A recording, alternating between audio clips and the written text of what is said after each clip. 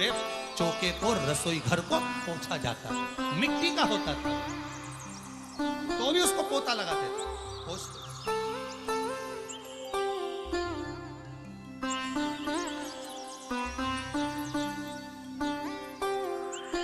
तो पहला क्रम है पार्थिव शिवलिंग का निर्माण।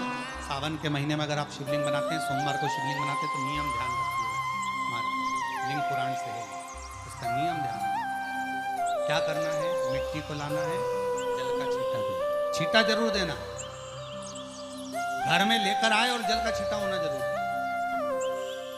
2 दिन तक 3 दिन तक मिट्टी रखी हुई है और उसके बाद अगर आपने पानी का छींटा नहीं दिया है और आपने डायरेक्ट मिट्टी को गला दिया और उसके बाद बनाया तो उसका कोई प्रमाण नहीं। जल का छींटा फिर उसको रख दें। 15 दिन बाद बनाओ, 4 दिन बाद बनाओ, 3 दिन बाद बनाओ, 2 दिन बाद बनाओ।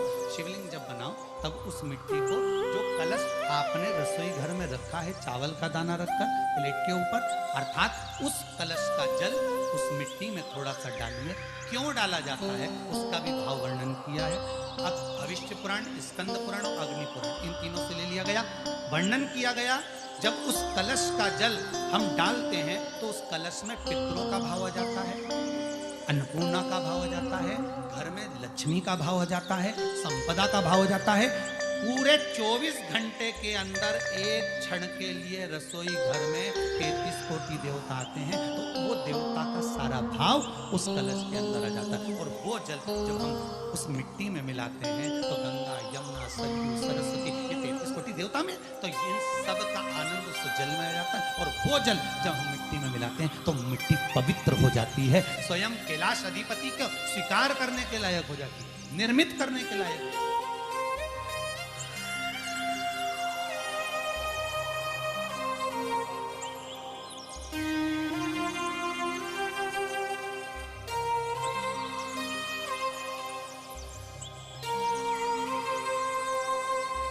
शिवलिंग का निर्माण। अब शिवलिंग का निर्माण कैसे करना? मिट्टी में गला दिया पानी में।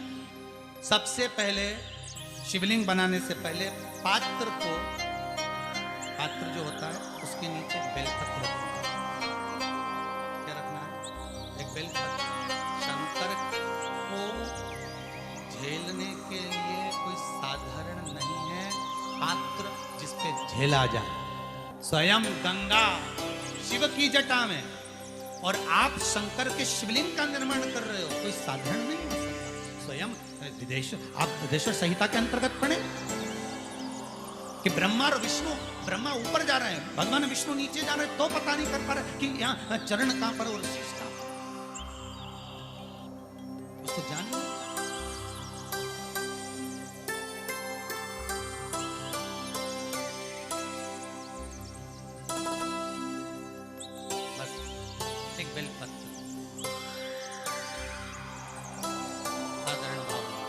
बेलपत्र भी सीधा भाग, और इस बेलपत्र की जो डंडी है वो उत्तर दिशा में रखना है थाली के ऊपर जब आप शिवलिंग का निर्माण करें। इसके ऊपर जो गलाई हुई मिट्टी है वो डाल दीजिए और डालने के बाद सबसे पहले शिवलिंग का स्वरूप बनाना है। सबसे पहले नीचे की जलाधारी नहीं, क्या बनाना है? शिवलिंग का स्वरूप बनाने के बाद उसी शिवलिंग के पास में और मिट्टी डाल लीजिए, फिर जलाधारी का निर्माण।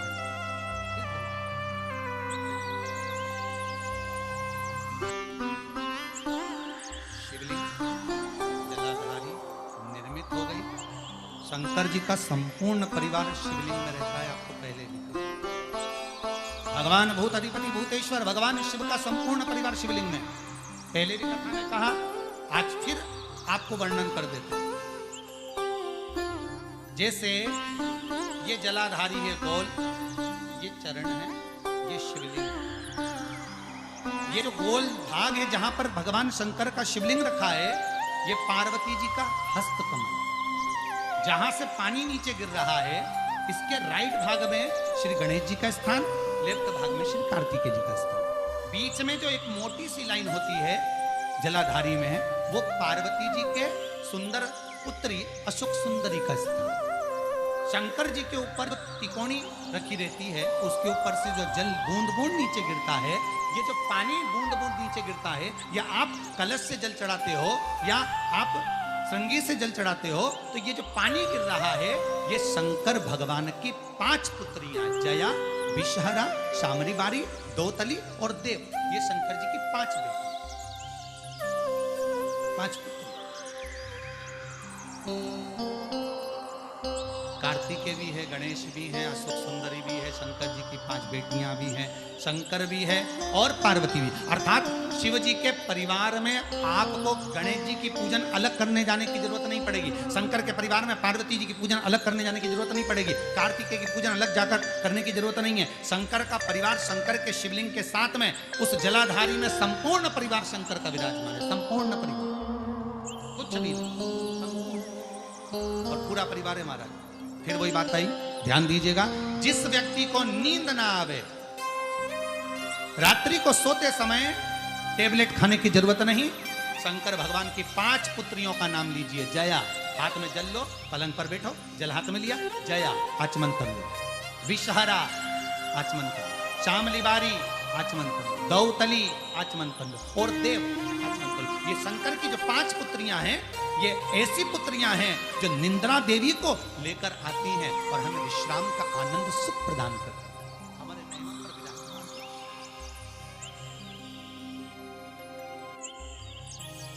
हाँ, यदि विवाह नहीं हो रहा, शादी नहीं हो रही है, बहुत समय से लगन देख रहे हो, शादी नहीं हो रही, बहुत समय से परेशान हो गए कि विवाह ही नहीं हो रहा, हम तो टेंशन में पड़ गए, लड़की 28 साल 30 साल का लड़का हो गया, विवाह नहीं हो रहा, कुछ मत करो। अष्टमी तिथि आए तो अशोक सुंदरी वाली जो जगह है वहां पर हल्दी की 7 बिंदियां लगा दो, लड़का लड़की का हाथ उस बिंदी पर रखवा दो, उसका नाम गोत्र बोलो, उसी हल्दी में उसके हाथ पूजा करवा दो और पीपल के पेड़ पर उस हाथ के 5 छापे पड़वा दो, 3 महीने में विवाह पक्का हो जाता है।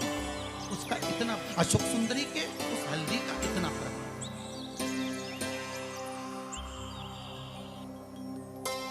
3 माह के अंतर्गत इतना प्रमाण है महाराज। भगवान शिव की आराधना का कोई साधन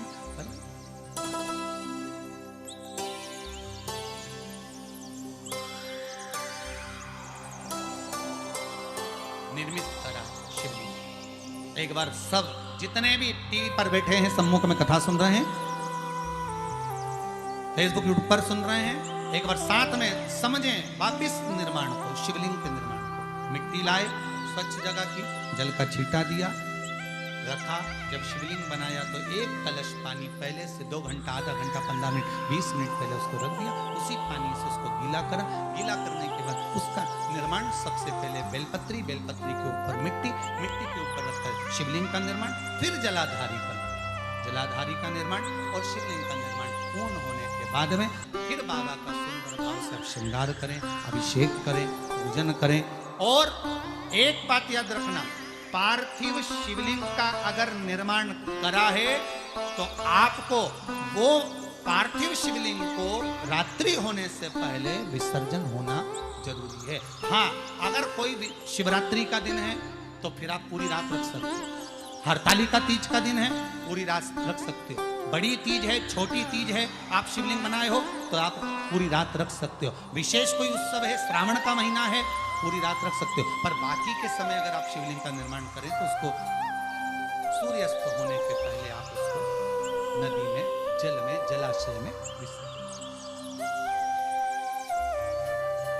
और ध्यान दीजिएगा, विसर्जन करते समय जब आप विसर्जन करें, पानी में अपने पात्र को, शिवलिंग को जब छोड़ें, उस समय पर ध्यान दीजिएगा कि शिवलिंग की जो जल की धार है, जिसका उत्तर की ओर जो जल की धार होती है, विसर्जन करते समय वो जल की धार अर्थात वो उत्तर का भाग हमारी ओर होना चाहिए और थाली इस तरह से पकड़ें कि वो भाग हमको जब डालें तो वो भाग हमको दिखे, थोड़ा सा नजर आए पानी में डालते समय। और जब वो थोड़ा भाग दिखता रहे, और जिसलिए आपने शिवलिंग बनाया, जिस कामना से आपने शिवलिंग बनाया है, वो कामना उस भाग को पानी में देखते देखते बोल दीजिए, वो कामना पूर्ण हो जाती है। इसको कहते हैं पार्थिव शिवलिंग का निर्माण करना और उसकी आराधना,